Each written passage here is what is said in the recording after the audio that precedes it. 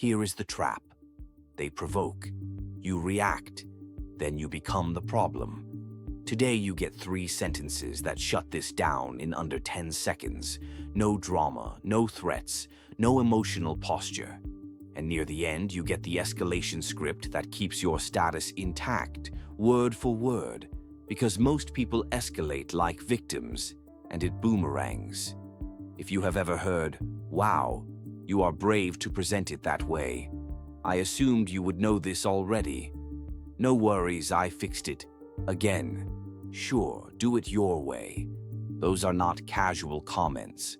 They are status moves. The message is, I am above you, and I am generous for tolerating you. One rule controls everything in this video.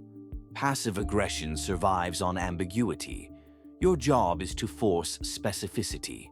The person who stays calm and forces specifics controls the room. What passive aggression really is. Passive aggression is hostility wearing a polite mask. It usually aims at 3 things. First, deny accountability. I didn't mean anything. Second, chip at your credibility, quietly, repeatedly in front of witnesses.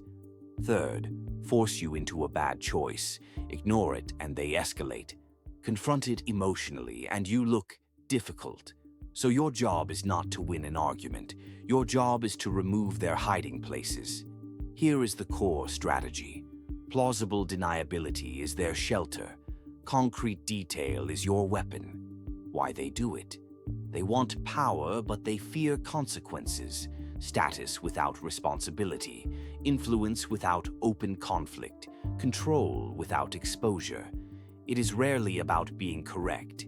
It is about making you hesitate, justify, or shrink. So stop debating the content of the jab. Start managing the game behind it. The prime rule: never fight the insult, fight the vagueness. The moment you defend yourself, you accept their frame, that you owe them justification. Instead, require a claim you can measure. Passive aggression collapses when it has to become explicit. Here are your 3 forcing sentences. Memorize these. 1. What specifically is the concern? 2. Is it the data, the logic, or the decision? 3. Put it in writing with your suggested change and I will address it. Those 3 lines solve most cases. Now we build the full system for the situations that do not end quickly. Context rules. Do not use the right line in the wrong room. If they outrank you, use questions, writing, and process. Stay neutral. Do not accuse intentions. If they are your peer, you can mirror and set boundaries earlier. If it is cross-team, default to documentation and agreed workflow. One more rule. If your voice cannot stay flat, do not try to be clever. Use writing and process. Precision beats performance. The 4 types of passive-aggressive coworkers. Most people lose because they treat every comment as unique. It is not. It is usually one of 4 masks. Type 1, the fixer. No worries, I fixed it. Again. Goal, look competent and make you look careless. Type 2, the comedian. I'm kidding, relax. Goal, attack, then hide behind humor. Type 3, the skeptic. Are we sure this is correct? Goal, undermine in public without owning a claim. Type 4, the archivist. Last time this happened. Goal, drag old failure narratives into the room. Now the tactics. Tactic 1, the clarifying question. This is your primary weapon. When they say interesting choice, I would not have done it that way. You say calm. What specifically would you change? Then pause. If they dodge, you say, which part is incorrect? The data, the logic, or the decision? Why it works. You force commitment. They wanted shade. You bring daylight. Do not keep talking after the question. Silence is pressure. Tactic 2, categorize and lock. Make vague criticism measurable. When they say, I am not convinced, you say, okay. Is the concern timeline, scope, quality, or risk? Then you say, let us confirm the decision. Are we changing X or moving forward as planned? This protects momentum. Momentum is power. Tactic 3. The mirror. Make the move visible without accusing. When they say, must be nice to have that much free time, you say flat, must be nice. Silence. They either repeat it and look petty or walk it back or clarify. Warning. If you cannot keep your tone neutral, do not mirror. If it sounds sarcastic, you lose. Tactic 4. The explain it, reset. It destroys the joke shield. When they say, I'm kidding. Relax. You reply, I'm not sure what you mean. Can you explain? Most people cannot explain passive aggression without exposing themselves. If they dodge, you say, okay, let's keep it focused on the work. Tactic 5. The boundary sentence. One line. No emotion. Passive-aggressive people feed on long explanations, so you give one clean boundary, then move on. If there is a concern, say it directly. Feedback is welcome. Side comments are not useful. Let's keep it professional. If you disagree, state the alternative. Short, calm, final. That is rules of engagement. Tactic 6. Move it to writing. Where games die.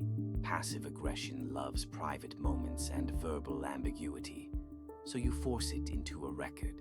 To confirm, you mention concerns about X. Please send the specific issues and your recommended change by end of day so I can address it. Now they must choose. Provide real feedback. Stay vague and look unserious, or deny it.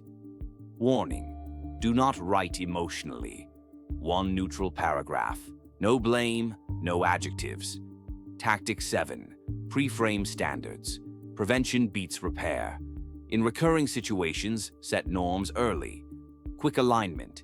If anything looks off, flag it directly and early. If you have an alternative, include it. That way we keep speed and avoid confusion later. 2 traps that make smart people look weak. Stop. Do not do these. Trap 1.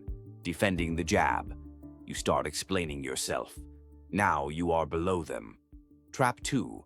Arguing tone instead of behavior. Tone is debatable. Behavior is observable. Do not say you are rude. Say be specific. Put it in writing. What is the alternative? Realistic scenarios. Exact lines. Scenario A, public undermining. The skeptic. They say in a meeting, are we sure this is correct? I mean, okay. You respond, good question. What part do you think is incorrect? If they say just a feeling, you say, if there is no specific issue, let's proceed. If you find one, send it in writing and I'll address it. This usually ends it. They go quiet or they provide something real. Either way, the room sees who is operating on facts. Scenario B, help that makes you look bad. The fixer. They say, don't worry, I fixed it for you. You say, thanks. Next time, tag me before changing it, so ownership stays clear. What exactly did you change? Then follow up in writing, confirming. Updates were made to X and Y. Next time, please notify me before edits, so we avoid confusion on ownership. Scenario C, backhanded compliments. They say, wow, you are confident for someone with your experience. Option 1, stronger for peer-level rooms. What outcome are you aiming for with that comment?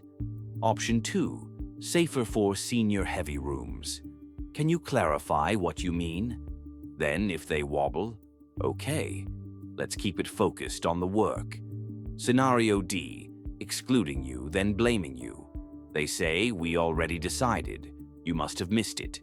You respond, where was that decision recorded? Please share the note or message so I can align. If nothing exists, their move dies. If it exists, you get the source and adjust. Either way, you win without drama. The escalation ladder. So you do not look reactive. If they do not stop, escalate methodically, not emotionally. Pattern, not incident. If it crosses into harassment or discrimination, stop playing tactics. Document facts, save messages, and use the formal reporting channel immediately. Step 1. Clarify publicly. What specifically needs changing? Step 2. Boundary privately. If there is an issue, say it directly. Step 3. Move to writing. Please document concerns and recommendations. Step 4. Invoke process. Let's follow the agreed review steps. Step 5. Manager involvement, only after a pattern.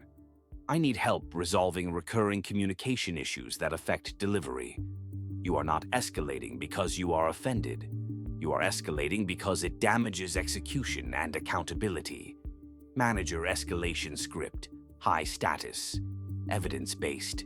I'm running into a recurring communication pattern with a coworker.